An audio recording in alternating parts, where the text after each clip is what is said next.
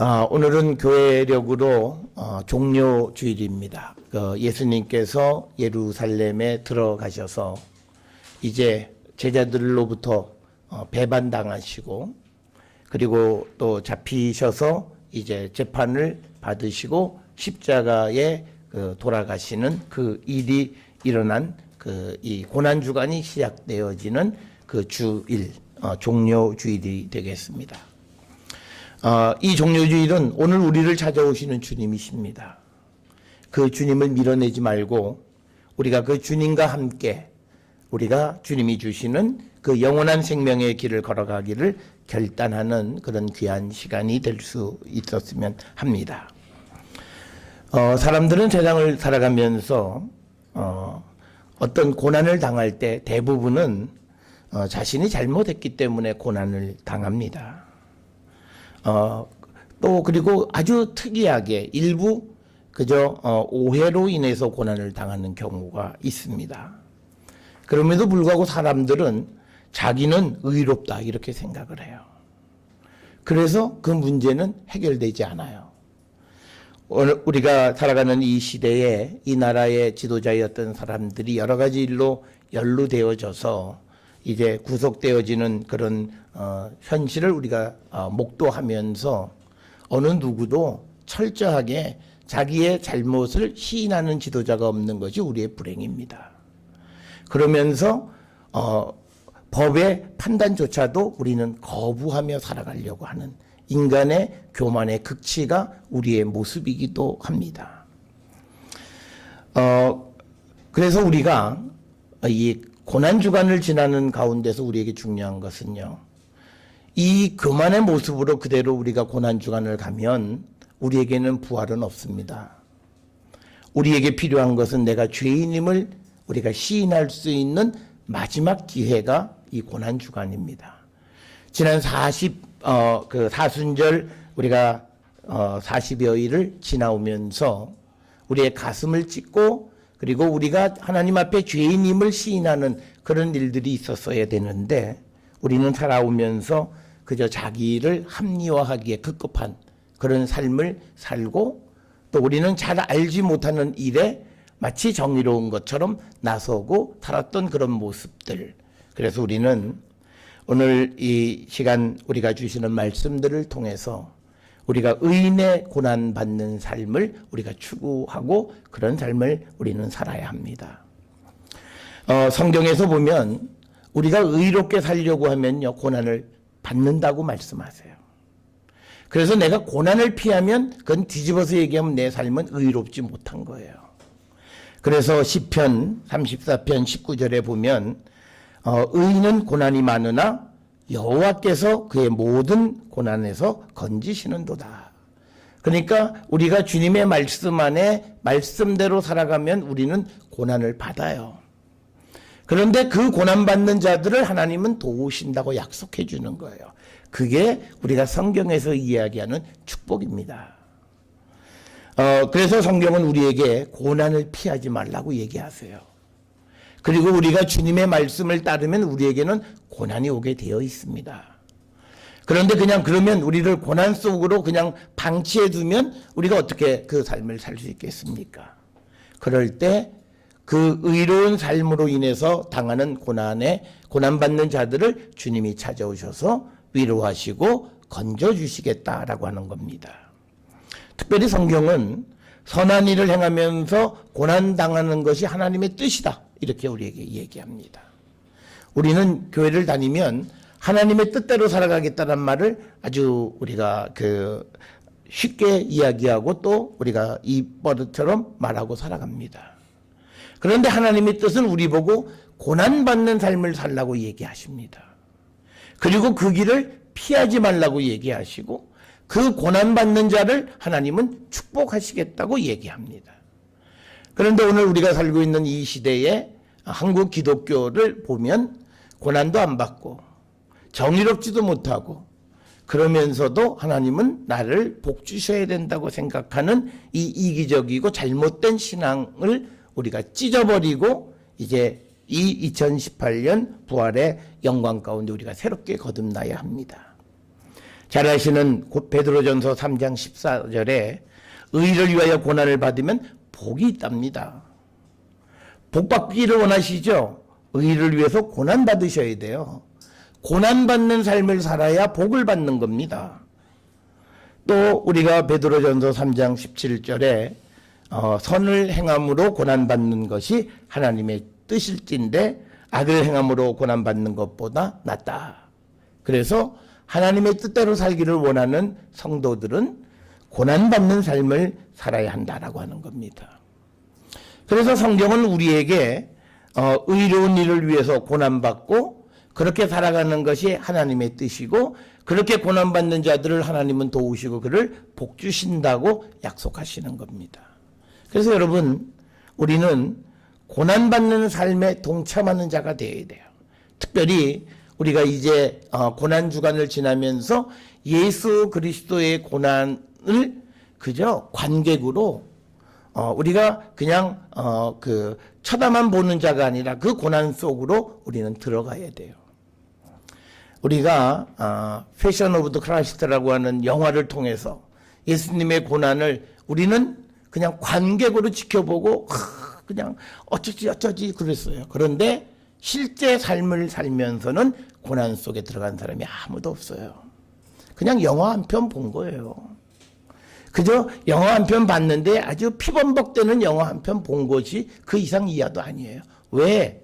삶에서 고난 속으로 들어가지 않았기 때문에 그런 겁니다. 그래서 이 땅을 살아가면서 우리가 고난 속에 우리가 고난에 동참하는 삶을 살기를 주님 우리에게 요청하시고 우리에게 자기 십자가를 지고 나를 따르라 하시는 그 십자가는 고난받는 삶입니다. 오늘 우리가 함께 읽은 이사야 50장 4절부터 9절에 보게 되면 의인의 고난에 대해서 설명을 합니다. 여러분, 우리가 의인의 고난, 그런데 그 고난이 갖는 의미를 잘 알지 못하면 막상 우리가 들어가기가 참 어려워요. 그냥 저 길이 좋은 것인 것 같긴 하지만 그러나 들어가려니 왠지 꺼려지고 머뭇거려지고 좀 더 편한 것을 추구하며 살아가는 그런 삶이 오늘 우리가 살고 있는 이 현대인들의 삶의 모습이기도 합니다. 그런데 오늘 주시는 이사야 50장 4절부터 9절에 보면 여호와께서 이사야에게 은혜를 주셨는데 그거는 학자들의 혀를 주셨어요. 은혜를 베풀어 주셨다는 거죠. 그런데 이유가 뭐냐? 나로 곤고한 자를 말로 어떻게 도와줄 줄을 알게 하시는 겁니다. 그러니까 뭐냐면 하나님이 우리에게 주시는 은혜는 그 은혜를 통해서 다른 사람을 돕는 고난의 길을 가게 하기 위해서 은혜를 주시는 거예요. 그래서 여러분, 우리가 하나님 앞에 은혜 주세요, 복 주세요, 하나님 은사를 바랍니다. 그러면 하나님이 왜 그런데 나의 기도에 응답하지 않으셨는가? 이유는 딱 하나예요. 그 은혜를 그냥 나 혼자 날로 먹으려고 그랬어요. 그 은혜를 받고는 나 혼자 잘 살려고 그러는 거예요. 은혜를 받아가지고 우리 가문의 영광을 삼으려고 한 거예요. 그러니 주님은 안 주세요. 우리의 마음을 아세요. 우리의 깊은 마음의 그 구석에 있는 우리의 삶의 방향을 알고 계시는 주님이 아무리 우리가 입버릇처럼 주님 나에게 복을 달라고 이야기를 해도 안 주세요. 주님이 주시는 복은 타인을 위한 희생적 삶을 요구하시는 거예요. 그래서 오늘 주시는 본문에 보면 하나님께서 깨우쳐 주시고 그리고 5절에 보면 나의 길을 여셔서 그래서 내가 거역하지 않게 하세요. 하나님의 말씀으로 주시는 그 어려운 길을 걸어가게 하시는 거고 그리고 물러서지 않게 나에게 용기도 주시고 힘도 주시고 위로하시는 거예요. 하나님이 날 위로하시는 건 뭐예요? 내가 의로운 길을 걸어가면서 뒤로 물러서지 않도록 나를 위로하고 힘주시는 거지.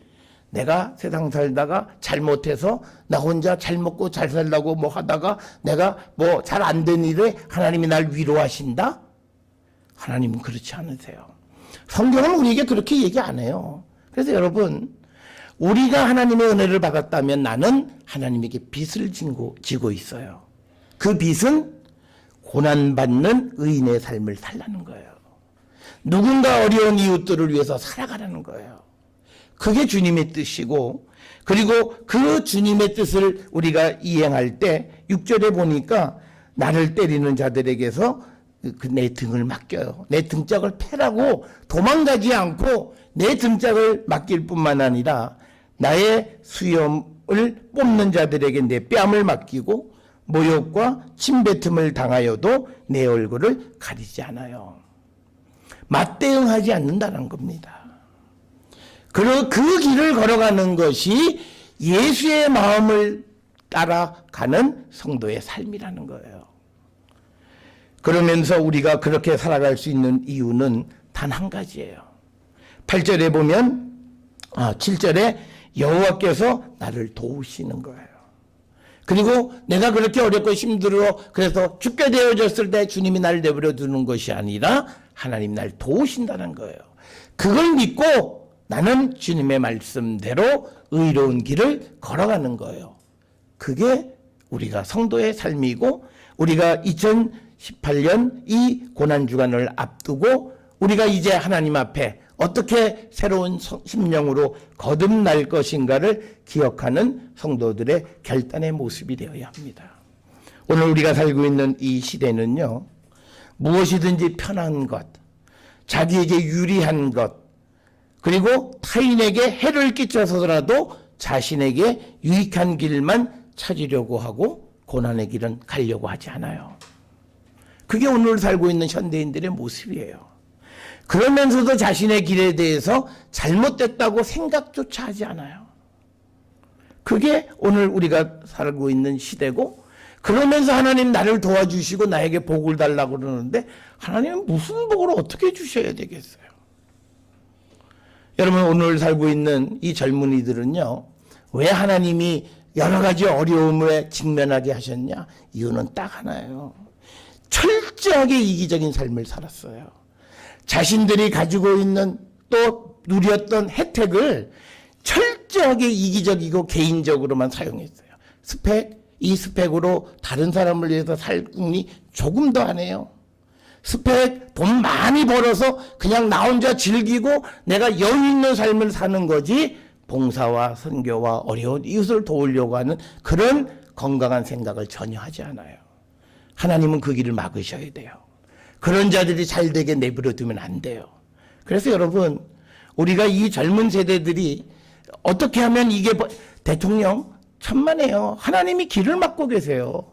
왜? 희생의 마음이 없어요. 나만 생각해요. 철저하게. 여러분 보세요. 대학 들어갈 때 나는 사명이 없어. 특히 뭐 대학의 신학과는요, 신학하고 싶지도 않아요. 근데 대학 들어가려고 들어갔다가 과 바꿔서 그 길을 가려고 하는 사람의 길을 딱 가로막고 있어요. 그러면서도 그게 하나님 앞에 죄인 줄도 몰라요. 그런 이기적인 사람들이 모여있는 것은 상아탑이 아니라 그건 완전히 무너진 탑이죠. 거기에서 배워서 그렇게 이기적으로 살아가는 사람, 오늘 주시는 이사야의 말씀을 통해서 보면 그들을 축복하실 수가 없어요. 그들의 길은 하나님이 막으셔야 돼요. 이기적이고 자기만 생각하는 그런 사람의 길은 하나님이 막으셔야 되는 거지 열어주시면 안 되는 거죠. 여러분, 우리가 살아가는 삶이 그런 모습이면 하나님 앞에 철저하게 우리가 내려놓고, 주님은 우리에게 십자가를 지고 따르라 그러세요. 십자가를 피하지 말고 짊어지라 그러시고, 하나님의 미랄이 땅에 떨어져 죽어야 많은 사람에게 유익하다고 말씀하세요. 그 희생적인 삶을 우리는 살아야 되는 거예요. 여러분, 우리가 취직이 안 되면 목숨을 끊는 젊은이들이 있어요. 그렇지만 그 내 옆방에서 고통 가운데 죽어져가는 사람의 아픔에 대해서는 전혀 관심이 없어요. 그냥 내가 죽겠는데 너가 죽든지 말든지 뭔 상관이야 라는 생각을 가지고 살아가는 그 사람들에게 하나님은 은혜를 베풀 수가 없어요. 그래서 여러분, 우리가 이제 이 고난주간을 지나고 예수 그리스도를 따른다 할 때 예수님의 모습을 우리가 한번 좀 돌아보십시오. 정말 의인이셨던 예수님이 고난을 당하셨어요. 예수님 돌아가셔야 될 이유가 전혀 없어요. 우리의 죄를 담당하기 위해서 주님은 그냥 당하신 거예요. 오늘 우리가 읽은 마가복음 14장 1절 2절에 보면 예수님은 아무 혐의가 없어요. 그러니까 뭐라고 얘기되면 14장 1절에 대제사장들과 서기관들이 예수를 흉계로, 이 말은 속여서 그냥 거짓말해서 예수님을 얽어매서 죽이려고 하는 거예요. 정상적인 방법으로는 예수님을 죽일 수 없는 거예요. 예수님이 죄를 지은 것이 전혀 없어요. 그만큼 철저했던 의인이셨어요. 우리가 요한복음 11장 12장에 보면 예수님이 요한복음 내에서 죽게 된 결정적 이유는 죽은 나사로를 살려주신 거예요. 죽은 나사로를 살려주니까 많은 사람들이 야, 나사로가 살았대, 우리가 확인해 볼까? 봤더니 정말 나사로가 살았어요. 그러니까 사람들이 야, 예수님에게 사람들이 모이기 시작해요. 그랬더니 대제사장들과 서기관들이 자기들의 기득권의 위협을 느끼기 시작하는 거예요. 야, 저 예수라는 게 저렇게 사람이 많이 모이면 우리 권리는 어떻게 되지? 우리가 누렸던 특권은 어떻게 되지? 그렇게 되어지니까 이제 오늘 우리가 주신 이 말씀이에요. 예수님을 죽이려고 음모를 꾸며서 예수님을 십자가에 달려 돌아가시게 하신 겁니다. 그런데 예수님은 죽어야만 다른 사람들을 구원할 수 있다는 걸 알고 계셨어요. 그렇기 때문에 예수님은 그 의인으로서 고난의 길을 가신 거예요. 예수님이 고난의 길을 가셨을 때 제일 힘들었던 것, 무슨 여러 가지가 있겠지만요, 제자들의 배반이었겠죠. 여러분, 오늘 우리가 읽지는 않았습니다만 마가복음 14장 29절에 보면 베드로가 예수님에게 다 버릴지라도 나는 그리하지 않겠습니다. 뭐 누가 시킨 거 아니에요. 자발적으로 다 버리더라도 주님, 저만은 결코 그럴 일이 없습니다. 호언 장담을 했지만, 그러나 예수님 말씀대로 닭 울기 전에 3번이나 예수님 부인했고, 심지어는 예수님을 저주까지 하잖아요. 예수님은 제자들이 이렇게 될 줄 알고 계셨어요. 그래서 이 사건이 일어나면서 예수님은 마가복음 14장 38절에서 뭐라 말씀하시냐면 시험에 들지 않게 깨어있어 기도하라. 그렇게 말씀하신 거예요. 우리에게 깨어서 기도하라고 얘기하세요. 그런데 제자들이 기도하지 않고 그냥 몸이 피곤하니까 그냥 자요. 우리의 모습하고 똑같아요. 주님이 기도하라 그러는데 괜찮아요. 기도하라 그러니까 오늘은 피곤해서요. 기도하라 그러니까 오늘은 바빠서요. 핑계가 다 있죠. 그래서 결국은 기도하지 못함으로 그 유혹에 넘어지고 예수님을 팔고 배반하게 되어진 거고, 그리고 예수님 십자가에 달리실 때 예수를 따르던 많은 제자들은 다 떠나가 버리고 말았죠. 오늘 우리의 모습이 그 모습이 아닌가를 돌아보셔야 돼요. 주님이 기도하라 할 때 기도해야 유혹을 이길 수 있고요. 주님이 말씀하실 때 그 말씀을 들어야 우리에게 세상에 오는 고난과 유혹의 그 힘을 막을 수 있는 능력이 우리에게 생겨나는 거예요. 그런데 우리는 여러 가지 이유로 그 말씀을 듣지 않고, 심지어는요, 예수님 말씀에 대해서 우리는 대적하잖아요. 철없는 소리. 그런다고 그게 어떻게 가능하냐? 미운 놈 보고 어떻게 사랑하라 그러느냐? 그러니까 우리 일이 안 되는 거예요. 예수님 말씀하신 그 말씀 때문에 내가 십자가를 져야 돼요. 정말 내가 사랑할 수 없지만 주님이 사랑하라 말씀하시기 때문에 기도하고 주님의 도우심을 우리가 받아서 정말 미움의 감정을 씻어버려야만 우리에게 희망이 있는 거예요. 그래야 우리가 유혹에 넘어가지 않고, 그래야 우리에게 고난이 와도 우리는 그 고난을 이길 수 있다라고 하는 겁니다. 예수께서 이렇게 십자가에 달려 돌아가신 건요, 오늘 빌립보서 2장 5절부터 11절에 보면 이건 뭐냐면 죄 없으신 분이 하나님의 계획에 순종하셨어요. 우리처럼 하나님 말씀에 토를 달지 않았어요. 하나님 말씀을 평가하지 않았어요. 하나님의 말씀에 가부를 말하지 않았다는 거예요. 그냥 하나님이 십자가에 달려 돌아가시는 계획을 세우셨을 때 그 주님의 하나님의 계획에 순종하셔서 결국은 우리를 구원해 주신 거예요. 우리가 바로 이 큰 사랑을 하나님께 입은 거예요. 그래서 우리가 그 사랑을 입었기 때문에 우리는 사랑의 빚을 하나님께 지고 있는 거예요. 그래서 우리는 원수를 사랑하라고 말씀하셔도 할 말이 없어요. 왜? 우리가 먼저 주님에게 그 사랑을 입은 자들이기 때문에. 오늘 우리가 주님 앞에 나온 모든 이들은 그 사랑을 입었기 때문에 주님 앞에 저는 그렇게 못 살아요. 못 살아요 라고 대답할 수가 없다라고 하는 겁니다. 우리에게 순종이 있을 때에 우리에게 구원이 있다라고 하는 거예요. 그런데 오늘 우리가 읽은 빌립보서 2장 5절부터 11절에 예수께서 이렇게 순종하시면서 죽으셨어요. 그랬더니 하나님이 그 의인의 고난을 도우셔서 그를 높이셨다는 거예요. 우리가 생각할 때 죽어서 끝나는 줄 알았는데 하나님은 그 예수를 높이 들어서 모든 권세가 그 앞에 무릎을 꿇게 하신 겁니다. 여러분, 우리가 세상을 살아가면서 의인의 고난과 같이 아픔의 고난을 우리가 짊어지고 갈 때 주님 우리를 높이세요.